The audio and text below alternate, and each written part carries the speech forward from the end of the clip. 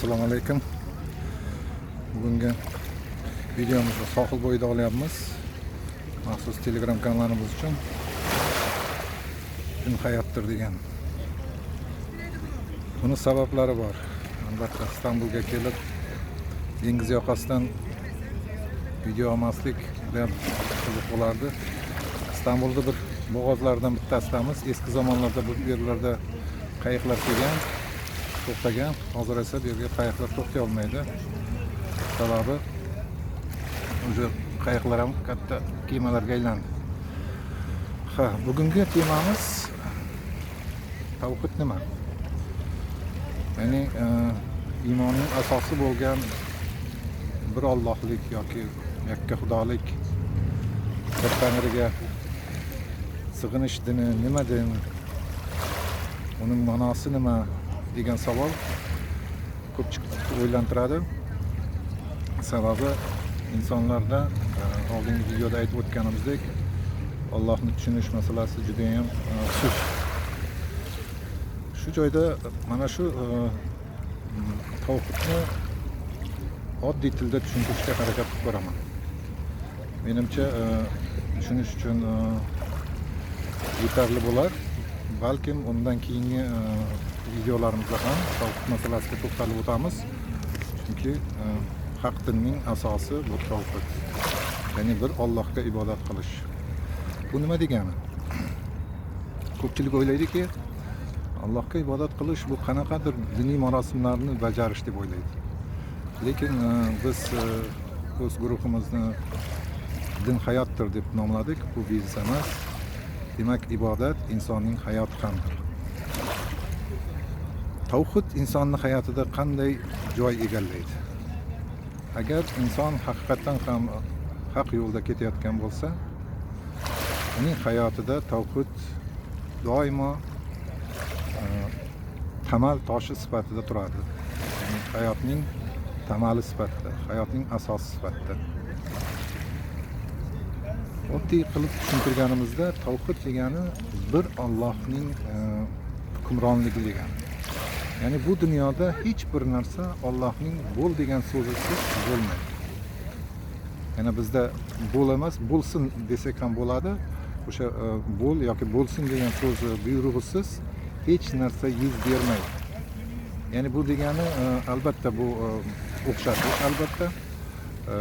Alloh har bir narsa uchun bo'l deb turib qaytarib o'tirmaydi. Albatta buning uchun boshqa imkoniyatlari bor. Lekin hech bir narsa bu dunyoda uning hukmronligidan tashqarida emas. Hech kimga o'z holicha, o'z ixtiyori bilan Allohning xabari yo'q holda biror narsa qila olmaydi. Tavhid degani shu. Albatta biz bu dunyoda juda ko'p yomonliklarni ko'ramiz, kuzatamiz va biroz shubhamiz chiqib qoladi. Nahotki Alloh shunday yomonliklarga ham, zulmlarga ham bu biz ko'rayotgan jirkanch voqealarga bo'l deydi. Uning sabablaridan bittasi albatta bizning oldingi ota-bobolarimizni, ya'ni o'zimiz ham kirgan ahdda ko'rishimiz mumkin. Bu ahd bo'yicha biz tanlash erkinligini olganmiz. Alloh taolo bizga hayot bilan o'lim, yaxshilik bilan yomonlik tanlovini bergan. Albatta ko'pchilik o'ylaydiki, men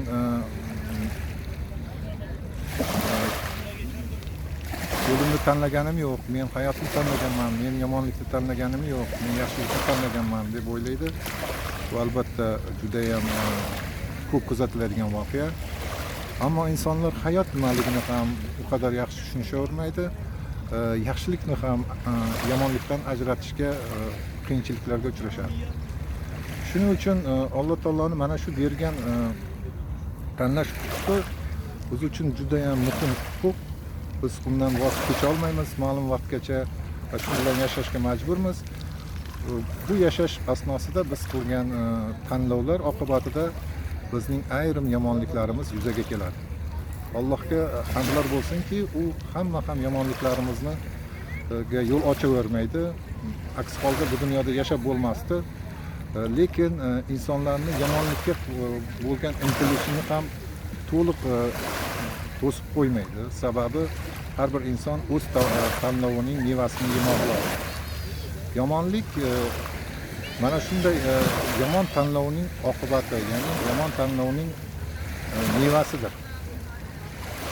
Bizda ko'pincha o'ylashadiki, bu Alloh insonlarga shu tanlov huquqini bergan, ma'lum bir qonunlarni yozib qo'ygan, o'sha qonunlarni bajargan inson Alloh nazdida yaxshi inson bo'ladi va jannatga erishadi deb o'ylashadi. Lekin aslida esa Allohning bizga bo'lgan muhabbati shundan iboratki, u hech ham bizni tashlab qo'yishni istamaydi. Ya'ni u biladiki, inson o'ta ojiz, shu tufayli u hamma ishlarni biz bilan birga qilishni xohlaydi va oldingi kalomlarda aytib o'tganki, yaxshilikning qaynog'i menman, ya'ni yaxshilikning bulog'i menman. Mendan boshqa yaxshilik nuqtasi yo'q. Ya'ni hamma yaxshiliklar Allohdan boshlanadi. Agar Alloh bizning hayotimizda bo'lmasa, demakki biz yaxshilik bulog'idan uzilgan bo'lamiz va yaxshilik deb qaraydigan ko'p ishlarimiz yomonlik bo'lib chiqadi. Shu asnoda bir narsani yana aytib o'taylik. Alloh taolo dediki, butun hokimiyat uning qo'lida. Demakki, Allohning hokimiyati shunchalikki, hech bir inson o'zini ustiga kelgan musibatlar yoki bir yomon narsalardan Allohni ayblay olmaydi. Sababi bu narsalar birinchi o'rinda insonga bo'lgan sinov bo'lishi mumkin. Ya'ni balo degan so'zning o'zi sinov deb tarjima qilinadi ko'pincha. Mana boshimizga balo keldi deydi-ku. Bu boshga kelgan balo emas, bu boshga kelgan sinov bo'ladi. Alloh albatta har bir insonni sinaydi, yo'llarida yaxshilik, yomonlik, qashshoqlik, boylik, sog'likning yo'qligi va boshqa narsalar bilan sinaydi. Bu birinchi narsa. Ikkinchi narsa, bizning boshimizga keladigan yomonliklar albatta boshqa bir insonlar bilan ham bog'liq bo'lishi mumkin. Masalan, qo'shningiz sizga qarab yomonliklar qiladigan bo'lsa, biz qo'shnimizni ayblay olishimiz mumkinmi? Albatta, biz qo'shnimizni qilayotgan harakatlarini agar to'g'ri baholayotgan bo'lsak, to'g'ri baholab uni aybdor his qilishimiz mumkin. Lekin albatta unutmasligimiz kerakki, hamma narsani boshida Alloh bor. Bu ya'ni tavhid. Sizning boshingizga kelgan bu balolar albatta o'sha joydan, o'sha zotdan boshlanadi. Shuning uchun hamma vaqt o'zingizni tavhidda turganingizni yoki turmaganingizni hamma vaqt tekshirib borishingiz kerak. Agar bir shu hayotingizda bo'ladigan biron narsalarga, biron insonlarni, biron bir holatlarni yoki biron bir vaziyatlarni ayblay boshlasangiz, bilingki, sizda tavhidda kasallik bor. Ya'ni tavhidni tushunishingizda qisman bo'lsa ham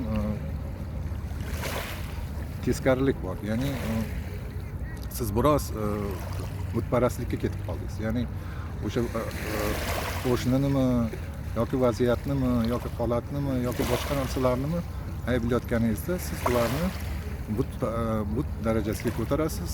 Ya'ni ular bu dunyoda nimanidir hal qiladigan bo'lib qolishi mumkin.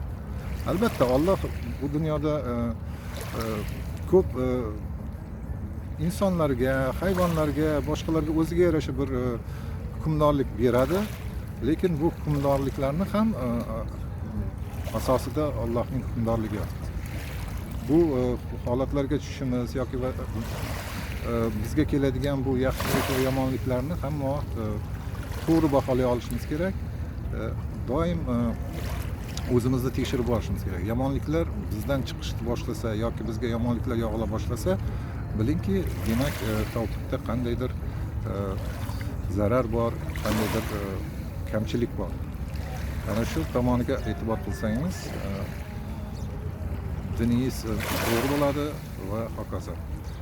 Ko'pchilik yana o'sha ibodat so'ziga qaytayotgan bo'lsak, mana ko'pchilik o'ylaydiki, ibodat o'sha diniy narsalar deydigan yoki bo'lmasam ma'lum bir farzlarni bajarish, u ibodat deb qaraydi. Aslida esa bizni qarashimiz bo'yicha dunyodagi jamiki narsalar Allohga bo'lgan ibodatga kiradi. Ya'ni dinga kiradi. Ya'ni mana masalan siz sotuvchisiz.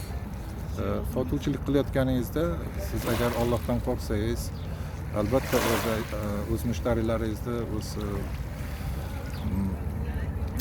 oluvchilaringizni aldamaysiz, ularga to'g'ri so'zlaysiz, 1-2 so'm foyda qilaman deb yolg'on yoshlikka ketmaysiz.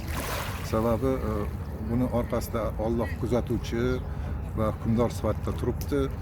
Bu yerda uni alday olmaysiz. Menga sen rizq bermading, men mana bu yo'l bilan oldim deyish o'ziga o'zi hukm o'qish deganda, yomon hukm o'qish deganda gap. Xuddi shu narsa hamma narsaga taalluqli. Siz har qanday ishda ishlayotgan bo'lsangiz, har bir qilayotgan ishingizni ibodat deb qaramoqingiz lozim. Rahbar bo'lsangiz, rahbarlikni Alloh berganligini esdan chiqarmang. Ishchi bo'lsangiz, sizga Alloh shu yerni nasib ko'rganligini esdan chiqarmang. Ya'niki ishchi bo'lib turib, ishchining jannatga tushish imkoniyati rahbarning jannatga tushish imkoniyatidan farq qilmaydi. Ikkalasini ham o'ziga yarasha qiyinchiliklari va yengilliklari bor. Albatta, bu so'zlarimiz biroz insonlarni qo'rqitishi mumkin, ammo bunday emas. Alloh o'zini insonparvar, mehribon, sabrli, haq Alloh deb tanishtirgan. Shuning uchun biz Allohning mana shu ismlariga va bundan boshqa ismlariga tayangan holda Allohdan albatta yaxshilik istaymiz. Alloh albatta bizga yomonlik istamaydi. O'sha aytganimizdek, bizning boshimizga kelayotgan balolar albatta bu bizni sinash uchun qilinadigan narsalar. Undan tashqari keladigan narsalar ham boshqa bir insonlardan keladigan yoki boshqa bir insonlarni ayblanishga olib keladigan harakatlar ham o'ziga yarasha asosi bor. Ya'ni ular o'sha yomonliklar orqali o'zlariga jahannam uchun yuk to'playdilar. Mana shunday hodisalar bo'layotganda insonlar albatta doim bir narsani qayta eslayverish kerak. Ya'ni bu dunyoning hokimi, qiroli, maliki bir Alloh ekanligini. Hech kim va hech narsa sizga o'zidan o'zi biron narsa qila olmasligini, bu jonli deb qaraydigan narsalarimizga ham, jonsiz deb qaraydigan narsalarimizga ham hamma narsaga taalluqli. Alloh hamma narsani o'z hukmida ushlab turibdi. Hattoki biz qo'rqadigan shayton ham Alloh hukmdorligidan chiqa olmaydi. U o'z holicha bir narsalar qila olmaydi. Albatta u o'z ishini qilyapti. Ya'ni insonlarni yo'ldan urish ishi uning ishi. Buning uchun u oldindan la'natlangan va buning uchun u jahannamda kuyadi. İnsanlar esa bu narsani to'g'ri tushungan holda uning aldovlariga tushib qolmasligi kerak. Tavhid bu bir Allohlik dini. Boshqa Allohlar, unga sherik, unga teng zotlar yo'qligini tan olish va uning hukmdorligidan tashqarida bironta narsa yoki zot yo'qligini tan olishdir. Rahmat e'tiborlaringiz uchun. Keyingi videolarda uchrashguncha sog' bo'ling, salomat bo'ling. Alloh qilayotgan ishlarimizdan rozi bo'lsin.